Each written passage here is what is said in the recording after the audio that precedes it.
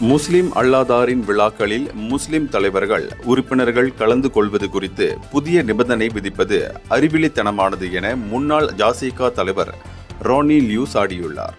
முன்னதாக நாட்டிலுள்ள உணவகங்களில் ஹலால் சான்றிதழை கட்டாயமாக்கும் விவகாரத்தில் இந்த அமைச்சர் அதிகப்படியாக செயல்பட்டார்.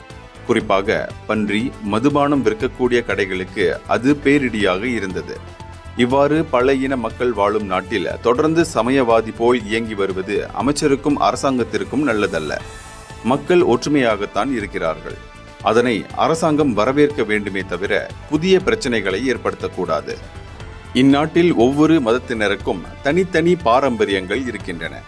அவற்றை பின்பற்றி பிற மதத்தினரை இழிவுபடுத்தக்கூடாது என்பதை அறிந்த மக்கள் சகோதரத்துவத்துடன் வாழ்ந்து வருகின்றனர். எனவே மக்களிடையே குழப்பத்தை ஏற்படுத்தக்கூடிய புதிய விதிமுறைகளை தவிர்ப்பது சிறப்பானதாகும். ஒவ்வொரு சமய நிகழ்ச்சிக்கும் அரசாங்கத்திடம் அனுமதி பெற்றுக்கொண்டோ அல்லது யாரை அழைக்க வேண்டும் என்ற பெயர் பட்டியலை பெற்றுக்கொண்டோ இருக்க முடியாது. மலேசியாவின் அடையாளமே மூவினத்தவர்களின் ஒற்றுமைதான். அதனை சீர்குலைத்து விட வேண்டாம் என ரானி லியூ அறிவுறுத்தினார். இந்தியர்களின் இதய குரல் மக்களோசை.